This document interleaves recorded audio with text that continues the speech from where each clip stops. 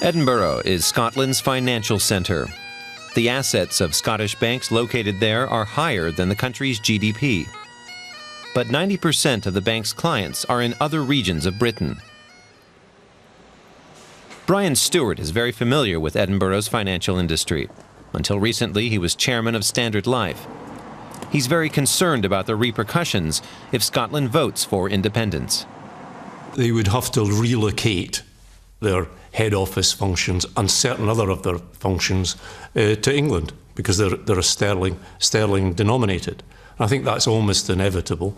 I think associated with that, people just see that in a restricted context, but inevitably other functions would follow that in terms of marketing, legal services, etc.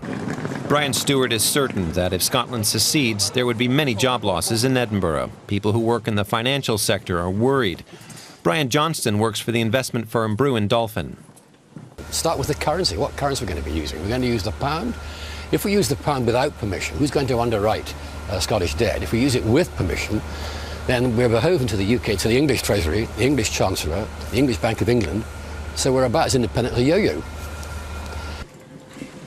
So far, the British government has said it wouldn't allow the Scots to continue using the pound.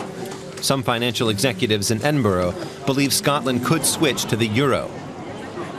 There are also concerns about who would be liable for the next financial crisis at a major financial institution. It might also constrain the willingness of banks to lend in an independent Scotland because they simply wouldn't have the reserve base.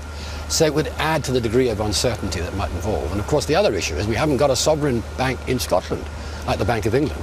So on prima facie, we couldn't join the EU, so we couldn't rely on the support from the continent in that case.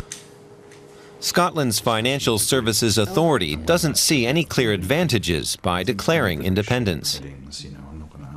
The UK is already a very open economy. We are part of the European Union.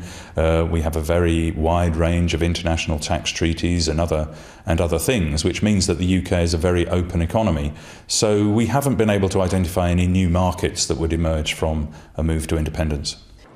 A yes vote on independence in Thursday's referendum would require new regulations for the banking sector.